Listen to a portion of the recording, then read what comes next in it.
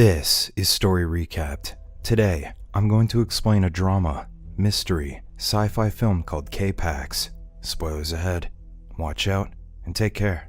In New York in 2001, a homeless beggar sees Prot appear inside the train station, seemingly out of nowhere. When Prot tries to help a woman who got mugged, the cops assume he's responsible. So, the beggar explains that the thieves have already taken off. When an officer asks Prot about his travel plans, he contends that he's done traveling and he didn't arrive by train. The officer instructs Prot to take off his sunglasses, but he refuses and argues that the planet is very bright. The cops deduce that Prot is emotionally disturbed because of his unusual responses, so they decide to take him in. At the Psychiatric Institute of Manhattan, psychiatrist Mark Powell patiently listens to Ernie, a paranoid delusional man who is afraid to go outdoors because of viruses and germs. After the session, his secretary Joyce informs Mark that Dr. Chakraborty wants him to see a patient who was just transferred from another hospital. Mark soon meets with Chakraborty, who tells him that a patient claiming to be from another planet was sent to him. Chakraborty notes that the man had no abnormalities in his brain, but his delusion persisted even after the doctors administered Thorazine on him for 3 weeks. When Mark meets with Prot, he asks the patient where he came from and how he reached Earth. Prot claims that he came from K-PAX, a planet in a constellation called Lyra. He notes that K-PAX is about 1,000 light years away, and he reached Earth by light travel. Prot claims that he visited Earth several times before, and he first came to Earth out of curiosity to see a planet in its early stage of evolution. Sometime after the meeting, a patient named Howie asks Prot about his planet. Prot notes that K-PAX is bigger than Earth, and it's circled by 7 purple moons. He claims that the planet is captivating when its 2 suns, K-Mon and K-Ril, are in conjunction. When Mark gets home, his wife, Rachel, announces that she's inquiring about an after-school program in case she wants to go back to teaching. To see if Mark is paying attention, Rachel quips that her head fell off and she sewed it back on with dental floss. She is dismayed when Mark confirms that he wasn't listening. The following day, Mark takes a recording of his session with Prot to his colleagues. In the audio tape, Prot claimed that he arrived on Earth 4 years and 9 months ago, and he's 337 years old. The other psychiatrists surmise that Prot is psychotic, so they advise Mark to put him under medication. Mark, however, doesn't want to give him drugs until he comes up with a proper diagnosis. During another session, Mark asks Prot about his childhood in K-PAX, but the conversation deviates to the reproductive processes on this planet. Prot claims that procreation is a horrible experience for them, so they have to be as careful as possible when they reproduce. Prot suddenly starts writing something on a notepad and tells Mark that he remembered something he wanted to include in his report. He stresses that it's customary for them to compile descriptions of people and places they encounter. Later that day, Prot greets a patient named Bess, but she doesn't respond. Ernie reveals that Bess doesn't talk because she's afraid smoke will come out of her mouth. He then notes that Bess has been confined at the hospital since she was a child for burning down her home. But Howie corrects him that her house burned down because of an electrical fire. Prot's attention is suddenly caught by Doris, a patient who refuses to come out of her room. A nurse tries to convince her to come out to eat, but she just throws food at him. When Prot looks inside her room, he notices that Doris has a table set for 2. Doris shares that she's been waiting 11 years for someone. She remarks that some would call her crazy for waiting that long, but she considers it romantic, like watching a sunset. Prot discloses that they also have sunsets on K-PAX, and their 2 suns rise together once every 200 years. Chakraborty soon informs Mark that Prot is sensitive to white light and can detect ultraviolet light. Prot had told him that he's used to light conditions like the twilight on Earth because it's similar to the light emitted by the 2 suns on K-PAX. During another session, Mark closes the blinds in his office to dim the sunlight. Prot takes off his sunglasses for the first time and tells him that it looks a lot like home. Mark asks Prot if he has family on his planet. Prot claims that their society doesn't function the same as Earth, so they don't have families. In K-PAX, children are circulated among the community instead of being raised by their biological parents. Prot gets frustrated when Mark asks him if he has a wife. He contends that there's no marriage on K-PAX, so there are no wives and husbands. They also don't have a government because they don't need one. When Mark asks how they punish those who commit atrocities, Prot contends that much of the universe consider human laws stupid for subscribing to a policy of eye for an eye. When Mark hosts a barbecue at his house, his sister Abby advises him to talk to Michael, his son from a previous marriage. Rachel suggests inviting Michael for Christmas, but Mark thinks that Michael won't come because he usually spends the holiday with his mother. Mark remembers that Abby's husband, Steve, is an astronomer, so he asks him to help him prove to Prot that K-PAX is a figment of his imagination. Steve then tells Mark that he'll give him a list of questions to ask his patient. One day, a nurse calls Mark to the communal area because Howie has been sitting by the window for a long time. When Mark asks him why he's staring at the window, Howie reveals that he's looking for the blue bird of happiness. He shares that it's one of 3 tasks that Prot has asked him to do to be cured. Mark sees Prot in the garden while he's trying to convince Ernie that he shouldn't be worried about breathing particles invisible to the naked eye. Before long, Mark scolds Prot for trying to cure his patients, reminding him that it's the doctor's job. Prot responds by asking Mark why he hasn't cured a single one of his patients. He then hands him a paper with answers to the astronomy questions that Mark got from Steve.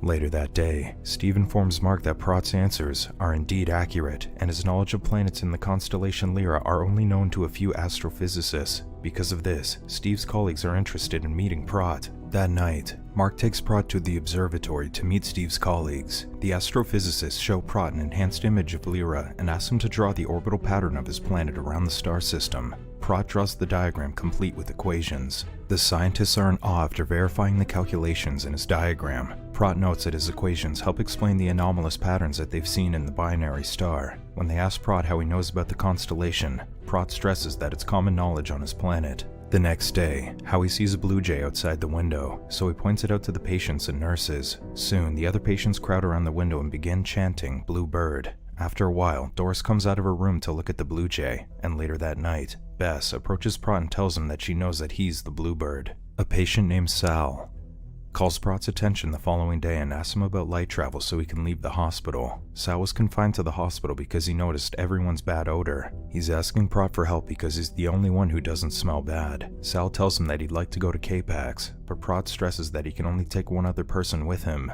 Numerous patients soon tell Mark that they're going to K-PAX, so Mark warns Prot against promising to take the patients with him. Prot clarifies that he only told the patients that he could take just one person with him when he returns home on July 27th at 5:51 a.m. Later that night, Mark suddenly gets up from bed, realizing that something terrible happened to Prot 4 years and 9 months ago. Rachel is concerned that her husband is becoming too involved with Prot, but Mark tells her that he needs to find out what's wrong with the patient before July 27th. On July 4th, Mark hosts a barbecue and invites Prot to observe him in a normal family environment. Soon, Prot arrives accompanied by Betty and her husband. After being introduced to Rachel, Prot hears Mark's dog, Shasta, barking, so he approaches the dog and barks along as if trying to communicate with her. After a few moments, Prot tells Mark's daughters that Shasta doesn't like it when they hide her favorite shoe. After a meal, Prot goes inside the house and sees pictures of Mark's family. When Rachel approaches him, Prot points out that a young man in one of the pictures is not there with them. Rachel discloses that the man is Mark's son, Michael, but he's not with them because he and Mark had drifted apart.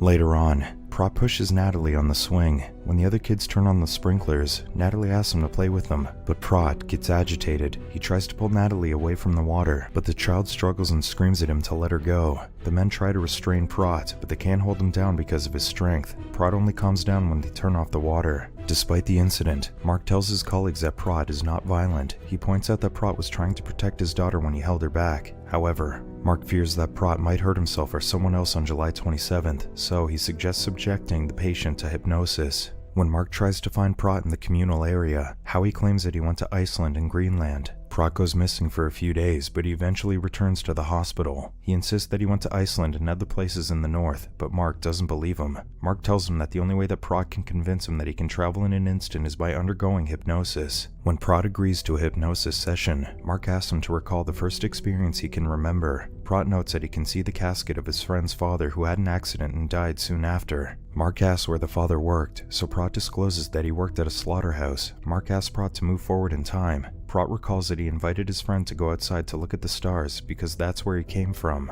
He then notes that the boy knows about the constellations because his father bought a telescope and taught him about star systems. Prot reveals that his friend called him that time because something terrible had happened. They soon notice that Prot's heartbeat is increasing, so Mark decides to end the session. Later, Mark asks Joyce to locate all the slaughterhouses in rural areas where people can see the stars. Meanwhile, Howie proposes an essay contest to help Prot decide who can go with him to K-PAX. In the next session, Prot recalls when his friend reached out to him when his girlfriend got pregnant. Mark starts referring to Prot's friend as Pete because he refuses to tell him his real name. Pete, who was 17 at the time, was worried that he would end up working in the same slaughterhouse that killed his father. After 6 years, Pete became a knocker, a person who knocks cows in the head to keep them from struggling when the butcher slits their throat. Prot tells Mark that Pete married his girlfriend Sarah and they had a daughter named Rebecca. Later that day, Mark learns that Howie tried to strangle Ernie to death. Ernie, however, tells Mark that he feels wonderful because he realizes that he has no control over death, so he won't waste any more time worrying about it. When the doctors confront Howie, he points out that Ernie is cured and discloses that it's one of the tasks that Prot gave him.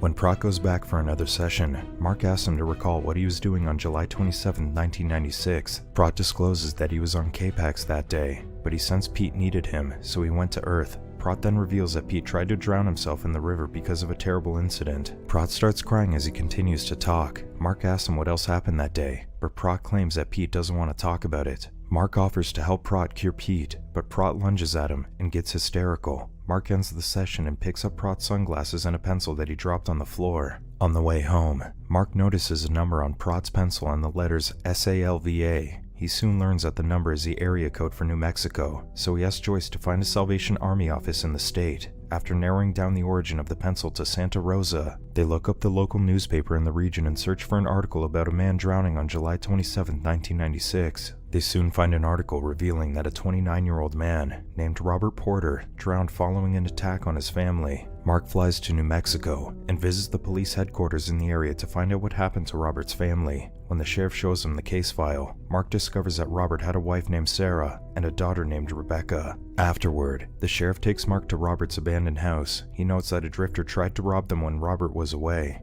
Afterward, the drifter decided to force himself on Sarah and ended up killing the two women. The assailant was still there when Robert came home, so Robert killed him. Outside the house, Mark finds a broken swing set and a sprinkler. The sheriff notes that Robert jumped in the river after killing the drifter. The authorities officially declared that Robert drowned even though they never found his body. The sheriff tells Mark that he's not interested in finding out if the man who ended up as his patient in New York is Robert. Mark comes home to his wife that night and tells her that he found what he's looking for, but he wishes that he hadn't. On July 26th, the patients submit their essays to Howie. Mark bids Prot a safe journey and tells him that he'd like to see K-PAX someday. Prot tells Mark to see more of his world and spend more time with his family. He then advises him to invite Michael for Christmas. Prot notes that no one misses him in K-PAX, but he feels like people would miss him when he leaves Earth. Mark tells Prot that he doesn't have to leave. Mark then shows him Robert's yearbook with his picture, and points out that he and Robert are the same person. Despite seeing his face in the yearbook, Prot still insists that he's not Robert. He stresses that he's willing to accept that he's Robert if Mark is willing to admit the possibility that he's from K-PAX. Before heading to his room, Prot tells Mark to take good care of Robert.